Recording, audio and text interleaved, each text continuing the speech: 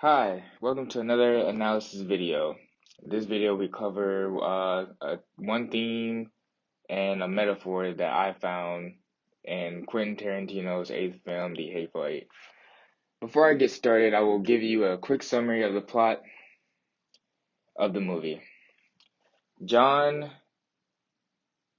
Major Warren, and Sheriff Chris Mannix are all trying to get to a town called Red Rock. Both Warren and Chris are picked up due to their circumstances on them not being able to travel due to a blizzard. Due to the blizzard, they all have to make a stop at Minnie's cabin, or in the movie they say haberdashery. Once they get there, they are met with three other men who, in a twist, are not who they say they are. They happen to be part of a gang to save the woman that is with John Ruth, Daisy Domergue. During all this, John is poisoned by one of them, leading him to die, and Warren has to figure out what is going on. He figures out not one, but mostly all of them, leading to a shootout. Warren is hit by another person underneath the floorboard, and the person that shot him was Daisy's brother, Jody.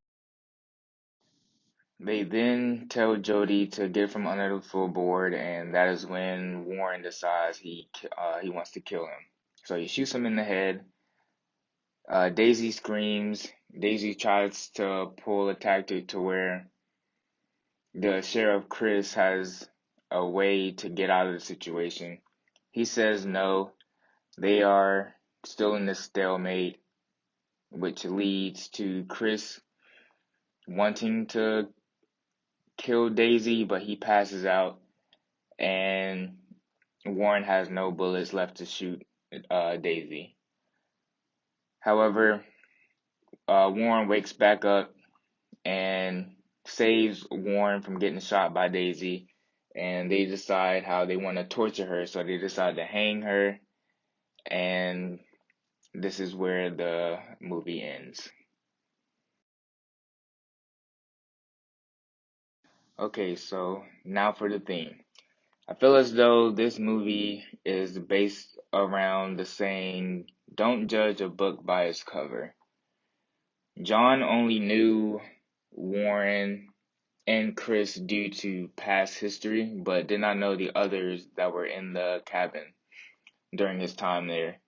He didn't get too comfortable due to all his precautionary measures with him taking all their guns and so on and so forth, but he did let his guard down, which led him dying to poison by the coffee, which was his downfall.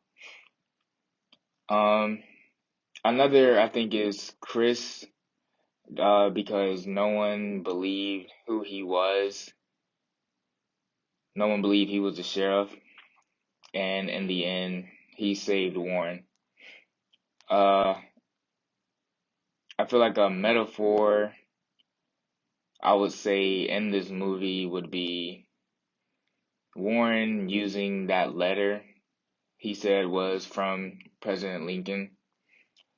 John learned the truth while they were at the table, and Warren explained it was the only way for him to gain some sort of respect and to carry on, basically, due to him being black.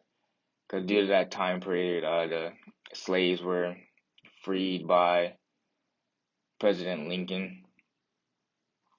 And without that letter, people would treat him negatively, which makes sense due to the time period. Um, Now thinking about it a little bit more, I feel like that saying can be more towards Chris due to him not, giving in, being hassled and swayed into making almost a fortune in the movie. He didn't switch up on Warren. He basically saved him, and they made it through that part of the movie, but in the end, they were going to bleed out and die. But also, since the guys in the cabin, they did seem kind of suspicious, but like I said, you can't really judge a book by its cover. Um, no one knew anything. Everyone just seemed to be cool with each other, and they all had a role to play, which they did pretty well. So I can understand why most people in the cabin really let their guard down. I'm sure I missed a lot more themes and metaphors throughout the movie, but those two were the only ones I feel like stood out to me the most. Um, if I did miss anything, just let me know. I appreciate you watching and listening to my scene analysis. Thank you.